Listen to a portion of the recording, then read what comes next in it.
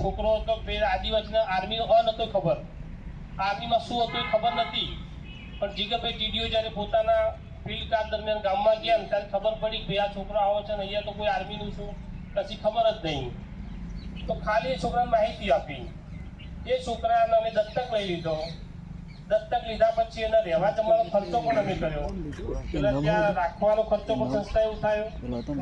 એને ફિઝિકલ તાલીમ આપી, લેખિત તાલીમ આપી અને અત્યારે અગ્નિવીરમાં માત્ર 6 મહિનાના સમયગાળામાં એ અગ્નિવીરમાં આર્મી તરીકે એક દેશ સેવામાં પહોંચી ગયો. હવે આમાં અમને શું મળ્યું? સંસ્થાને શું ફાયદો? માત્ર ખાલી સારા નિર્માણ તરીકે, સારા રાષ્ટ્ર તરીકે કામ કરીએ છીએ, જેથી કરી વધુ લોકો આર્મી અગ્નિવીરમાં જોડાય.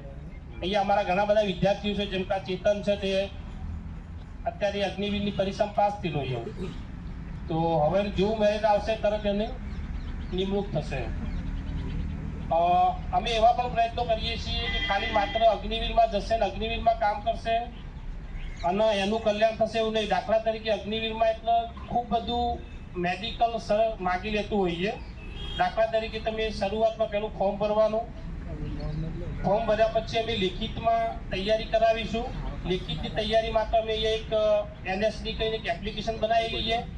તો એ એપ્લિકેશનમાં તમારે કોઈ કદાચ દૂર ના હોય, અપડાઉન ના કરવું હોય, ઘરે બેઠા બેઠા જેમ કે અત્યારે જે મોબાઈલનું જે વ્યસન છે, તો એ મોબાઈલ વ્યસનનો સદુપયોગ કરવો હોય અને ઘરે બેઠા બેઠા જો તમારે લેક્ચર જોવા હોય તો અમે એના માટે એક સરસ એપ્લિકેશન બનાવી છે.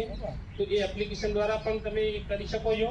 બીજી વસ્તુ, અમારી જોડે લેખિત તૈયારી માટે જેટલા પણ ફેકલ્ટી અથવા તો જે નિષ્ણાતો હોય છે એ જેવા તેવા નહીં હોતા. ક્યાંક UPSCની તૈયારી કરાવતા હોય છે, ક્યાંક GPSCની તૈયારી કરાવતા હોય છે, ક્યાંક ગાંધીનગરમાં ક્લાસ લેતા હોય છે. એટલે એકદમ સચોટ નોલેજ છે.